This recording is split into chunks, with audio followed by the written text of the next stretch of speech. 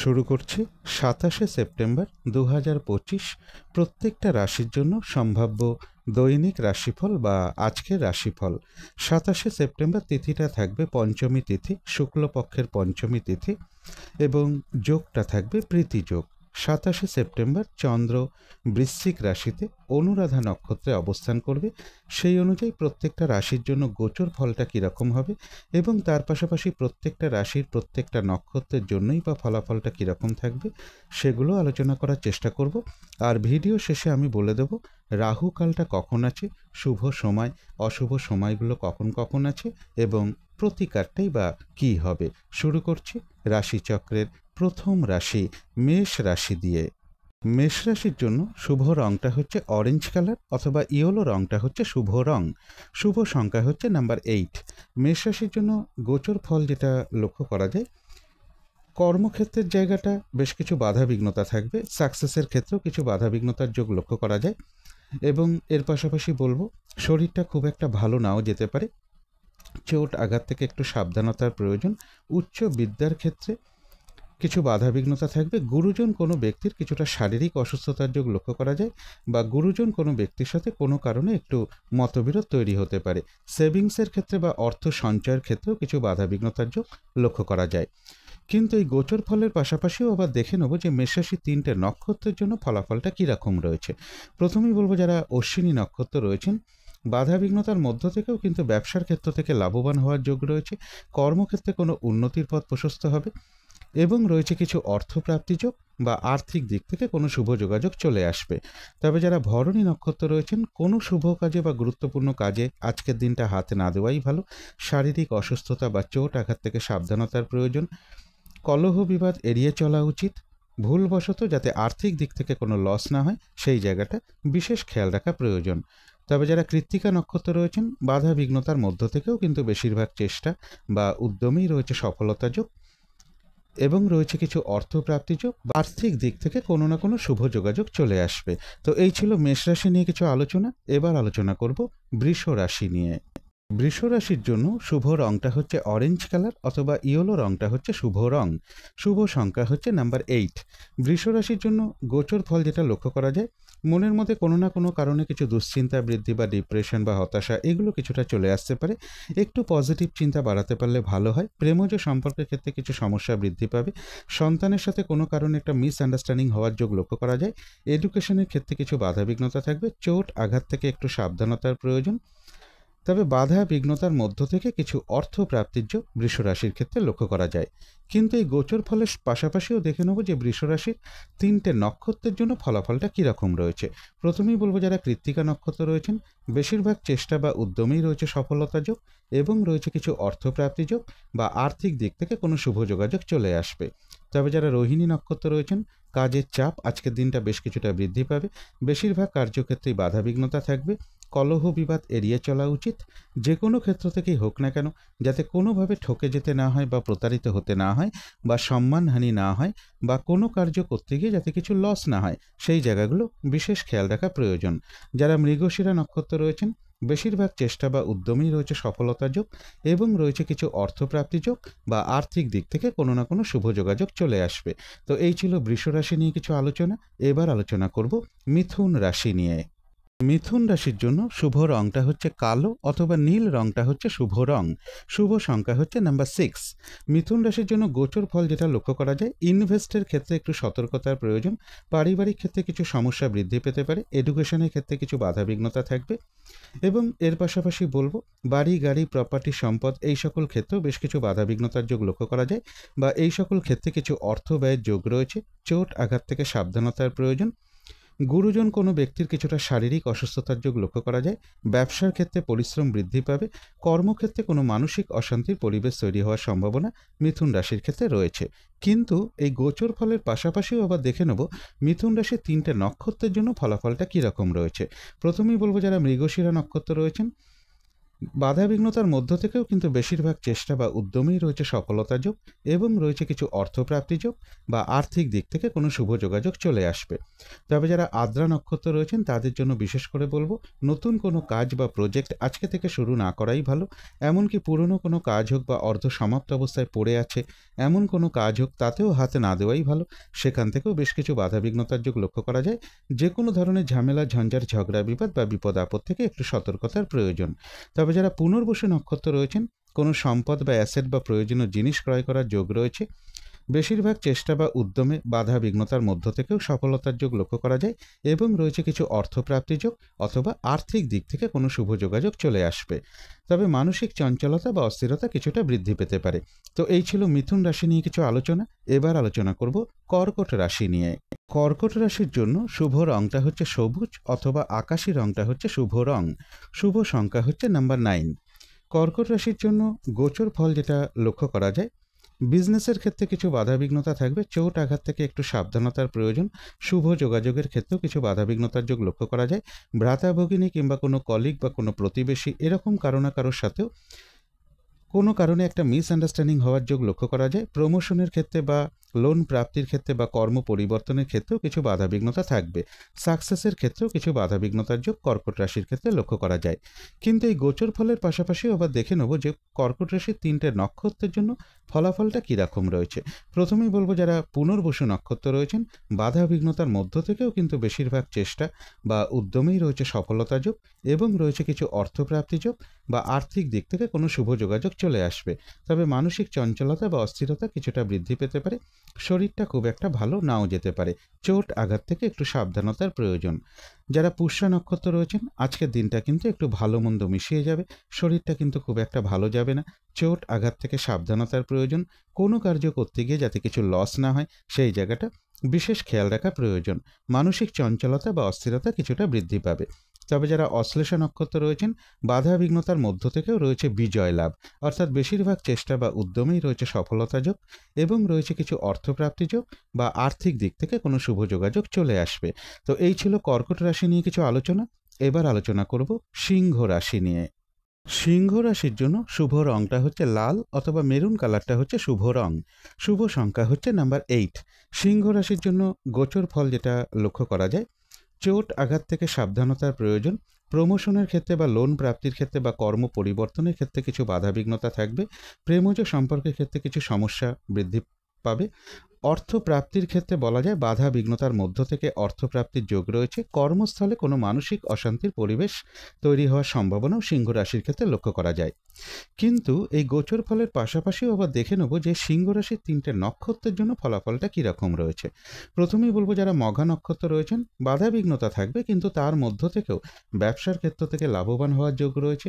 কর্মক্ষেত্রে উন্নতির পথ প্রশস্ত হবে এবং রয়েছে কিছু অর্থপ্রাপ্তি যোগ বা আয় বৃদ্ধির কোনো পথ প্রশস্ত হবে। তবে যারা পূর্ব ফাল্গুনী নক্ষত্র রয়েছেন, কোনো শুভ কাজে আজকের দিনটা হাতে না দেওয়াই ভালো। শারীরিক অসুস্থতা বা চোট আঘাত থেকে সাবধানতার প্রয়োজন।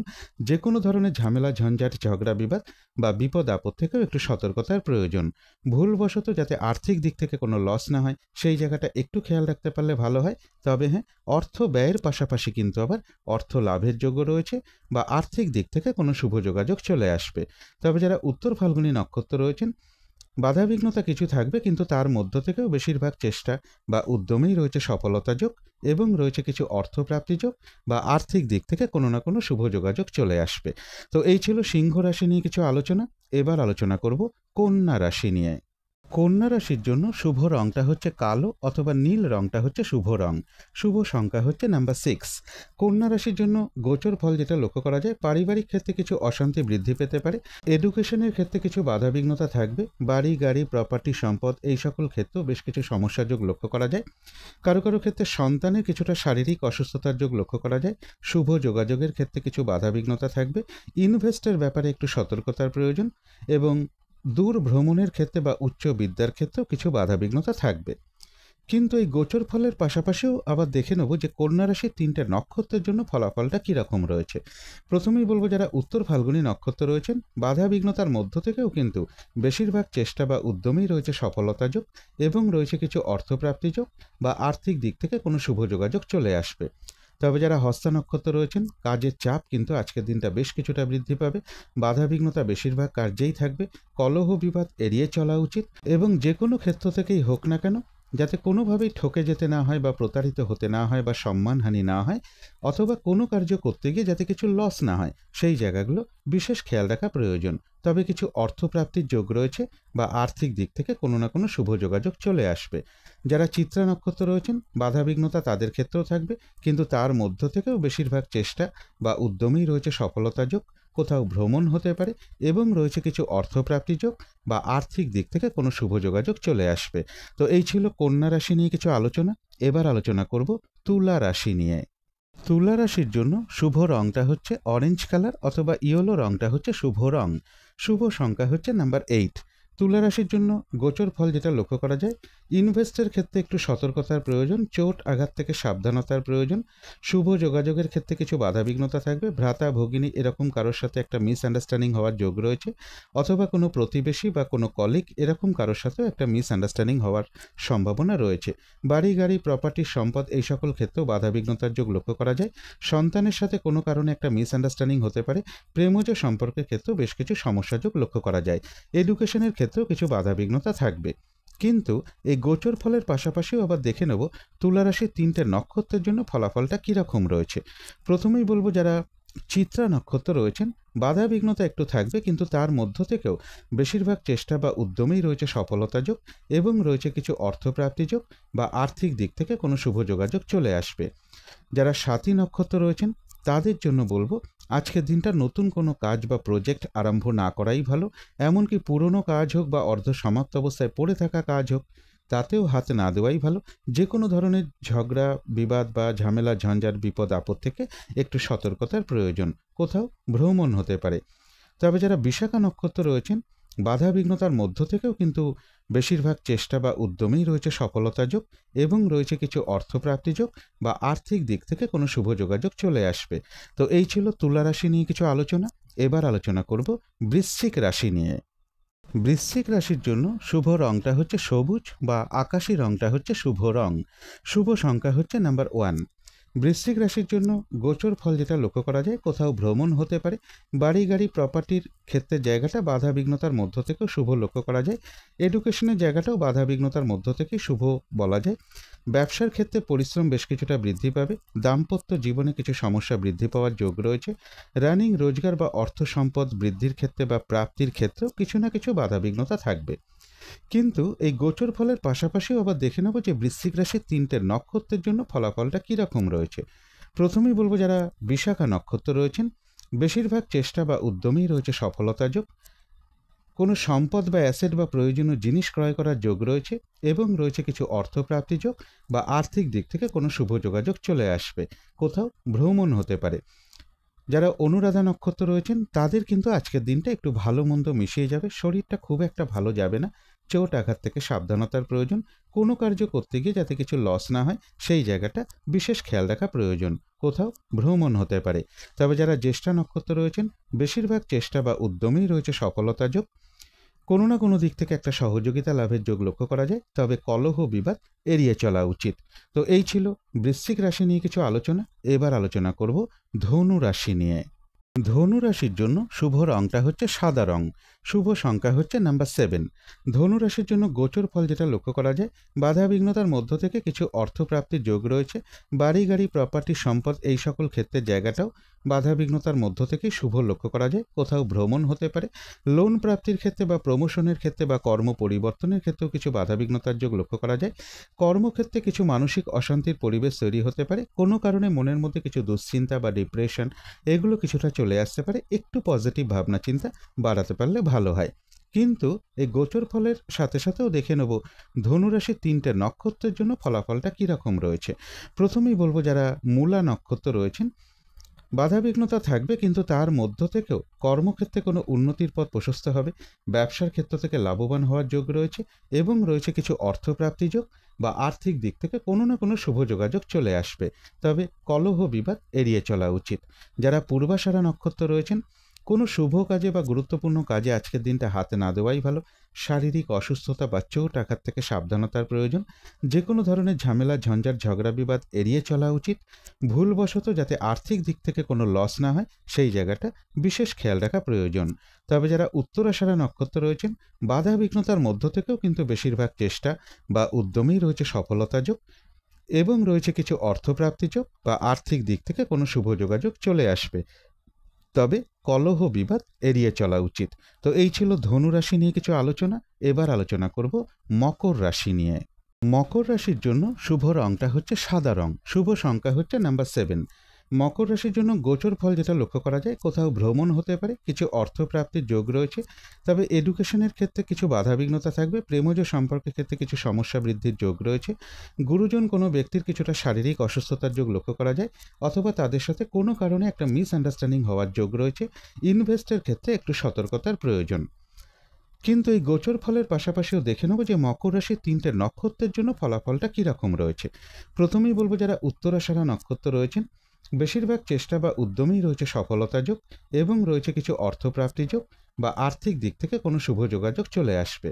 তবে কলহ বিবাদ এড়িয়ে চলা উচিত। তবে যারা শ্রবণা নক্ষত্র রয়েছেন, কাজের চাপ কিন্তু আজকের দিনটা বেশ কিছুটা বৃদ্ধি পাবে। বেশিরভাগ কার্যেই বাধাবিঘ্নতা থাকবে। কলহ বিবাদ এড়িয়ে চলা উচিত। যে কোনো ক্ষেত্র থেকেই হোক না কেন যাতে কোনোভাবে ঠকে যেতে না হয় বা প্রতারিত হতে না হয় বা সম্মানহানি না হয় বা কোনো কার্য করতে গিয়ে যাতে কিছু লস না হয় সেই জায়গাগুলো বিশেষ খেয়াল রাখা প্রয়োজন। তবে যারা ধনিষ্ঠা নক্ষত্র রয়েছেন, বেশিরভাগ চেষ্টা বা উদ্যমেই রয়েছে সফলতার যোগ, কোনো উন্নতির পথ প্রশস্ত হওয়ার যোগ রয়েছে এবং রয়েছে কিছু অর্থপ্রাপ্তি যোগ বা আর্থিক দিক থেকে কোনো না কোনো শুভ যোগাযোগ চলে আসবে। তো এই ছিল মকর রাশি নিয়ে কিছু আলোচনা। এবার আলোচনা করব কুম্ভ রাশি নিয়ে। কুম্ভ রাশির জন্য শুভ রংটা হচ্ছে লাল অথবা মেরুন কালারটা হচ্ছে শুভ রং। শুভ সংখ্যা হচ্ছে নাম্বার 5। কুম্ভ রাশির জন্য গোচর ফল যেটা লক্ষ্য করা যায়, কিছু অর্থপ্রাপ্তির যোগ রয়েছে, কিন্তু অর্থপ্রাপ্তির পাশাপাশিও বলবো অর্থ ব্যয়ের যোগও রয়েছে। পারিবারিক ক্ষেত্রে কিছু সমস্যা বৃদ্ধি পেতে পারে বা বাড়ি, গাড়ি, প্রপার্টি, সম্পদ এই সকল ক্ষেত্রে কিছু অর্থ ব্যয়ের যোগ রয়েছে। চোট আঘাত থেকে সাবধানতার প্রয়োজন। আর্থিক দিক থেকে যাতে কোনো লস না হয় সেই জায়গাটা বিশেষ খেয়াল রাখা প্রয়োজন। এবং এর পাশাপাশি বলবো কর্মস্থলে কোনো মানসিক অশান্তির পরিবেশ তৈরি হওয়ার যোগ কুম্ভ রাশির ক্ষেত্রে কারো কারো লক্ষ্য করা যায়। কিন্তু এই গোচর ফলের পাশাপাশিও দেখে নেব যে কুম্ভ রাশির 3টে নক্ষত্রের জন্য ফলাফলটা কীরকম রয়েছে।